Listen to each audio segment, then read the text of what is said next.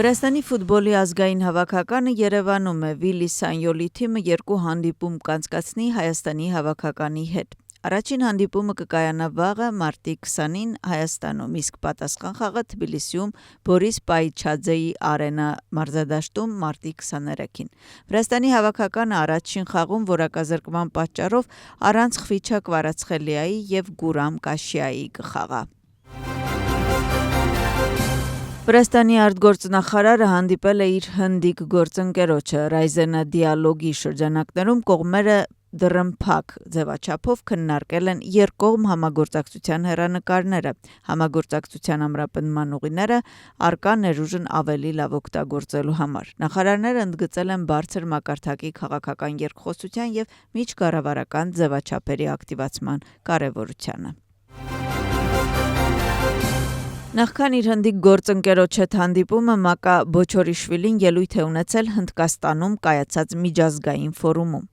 Վրաստանի միջանցքի ներուժը, Անակլիա նավահանգիստը, ՆԱՏՕ-ի եւ Եվրամիության հետ հարաբերությունները, Ռուսաստանի կողմից սպառնալիքներն ու օկուպացիան, ինչպես նաեւ Հայաստան-Ադրբեջան խաղաղության համաձայնագիրը։ Հենց այս թեմաների մասին է խոսել Մակա Բոչորիշվիլին։ Վերջինս երրորդ օրն է, ինչ մասնակցում է Հնդկաստանի մայրաքաղաքում անցկացող Ռայսինա դիալոգ միջազգային ֆորումին։ Վրաստանի խորհրդարանական պատվիրակությունը Ռումինիայում է։ Պատվիրակության կազմում են խորհրդարանի արտաքին հարաբերությունների հանձնաժողովի եւ Եվրոպական ինտեգրման հանձնաժողովի նախագահներ Նիկոլոս Սամխարաձեն եւ Լևան Մախաշվիլին։ Նրանք արդեն հանդիպել են Սենատի նախագահի եւ արտաքին հարաբերությունների հանձնաժողովների անդամների հետ։ Այսօր խորհրդակցություն է նախատեսված նաեւ էկոնոմիկայի նախարարությունում։ Վրացական պատվիրակությունը Ռումինիայում գտնվում է ռումինական կողմի հրավերով։ Ֆարայի պահանջներին համապատասխան ԱՄՆ-ի արդարադատության նախարարության կայքէջում հրապարակվել է փաստաթուղթ, ըստ որի Նիկա Գիլաուրիի ընկերությունը պետք է $600,000 վճարի ամերիկյան լոբբիստական ընկերությանը։ Ըստ պայմանագրի վարձու ընկերությունը պետք է առաջարկեր ու խորհրդակցություն տրամադրի իրավական, քաղաքական ու հաղորդակցման ռազմավարությունների վերաբերյալ, ապահովի ԱՄՆ-ի կառավարության իրազեկության բարձրացումն ԱՄՆ-ի եւ Վրաստանի միջև երկկողմ հարաբերությունների հարցերի վերաբերյալ ու կանոնավոր հանդիպումներ ու տեսազանգեր տրամադրի հաճախորդի հետ ընկերության գործունեության մասին տեղեկատվություն տրամադրելու եւ հետագա գործունեությունը պլանավորելու համար։ Հաճախորդը պարտավորվում է ընկերությանը վճարել ընդհանուր առմամբ $600,000։ Պայմանագիրը թվագրված է 2025 թվականի փետրվարի 20-ով, իսկ Ֆարայում հրապարակվել է մարտի 13-ին։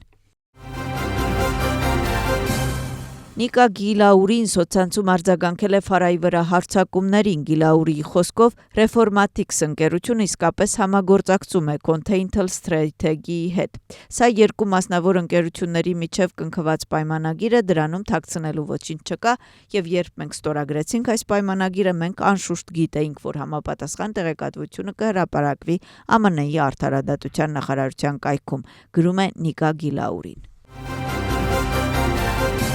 Այսօր Նիկա Գիլաուրին արձագանքել է հիմնադրամների հաշիվների սառեցման թեմային։ Տեղեկություն է տարածել։ Հիշեցնենք, որ Գիլաուրիի հիմնադրամը այն հիմնադրամներից է, որոնց հաշիվները սառեցվել են։ Քրեական գործի հիման վրա ֆոնդերի հաշիվների սառեցումը կատարյալ ֆարս է, տուժածներին աջակցելը հանցագործություն չէ, դա բոլոր նրանց պարտքն է, ովքեր հավատում են երկրի փրկությանը եւ նրա եվրոպական ապագային, գրում է նախկին վարչապետը։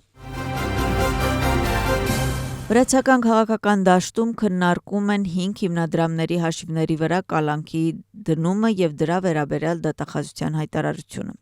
Իշխանության ընդդիմախոսները կարծում են, որ վերոնշյալ միջոցները բռնագրավվել են վրացական երազանքի թելադրանքով եւ իշխող թիմը փորձում է ռեպրեսիվ միջոցներով պահպանել իշխանությունը։ Իսկ վրացական երազանքը կարծում է, որ դրամական միջոցների արգրավման հիմք կա եւ դեպքի վերաբերյալ լրացուցիչ տեղեկություններ հայտնի կլինեն առաջիկայում։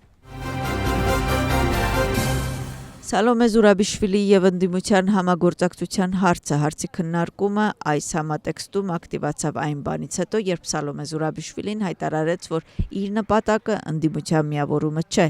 Այս համատեքստում Լևան Խաբեիշվիլին ասաց, որ նախկին նախագահին չի հաջողվել միավորել ընդդիմությանը։ Կառավարության որոշ ընդդիմախոսներ կարծում են, որ Խաբեիշվիլի հայտարարություններն ու մեղադրանքները, այդ թվում ընդդիմության ներկայացուցիչների հասցեին,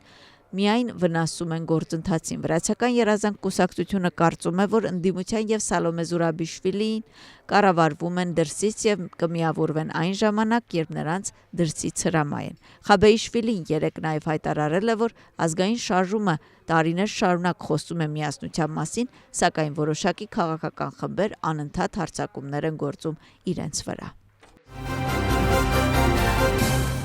Դատավորը կալանավորել է Դավիթ Լոմիձեին եւ Թեմուր Զասոխաշվիլիին, ովքեր ձերբակալվել էին ոստիկանների վրա հարձակում գործելու մեղադրանքով։ Դատախազի միջնորդությունը բավարարվել է, մինչդեռ փաստաբանը 10,000 լարի գրավի միջնորդություն էր առաջարկել։ Բացի ապացույցների ուսումնասիրությունից հետազոտվել են նաեւ կողմերի ապացույցները։ Հիշեցնենք, Դավիթ Լոմիձեն եւ Թեմուր Զասոխաշվիլին ձերբակալվել են 2024 թվականի դեկտեմբերի 1-ին։ Դատախազության տվյալներով նրանք Թբիլիսիում Ճիճինաձեի փողոցում խորհրդարանի դիմաց գիշերը բողոքի ցույցի ժամանակ ձերբակալվել են հատուկ առաջադրանքների վարչության աշխատակիցների վրա մոլոտովի կոկտեյլներ նետելու մեղադրանքով։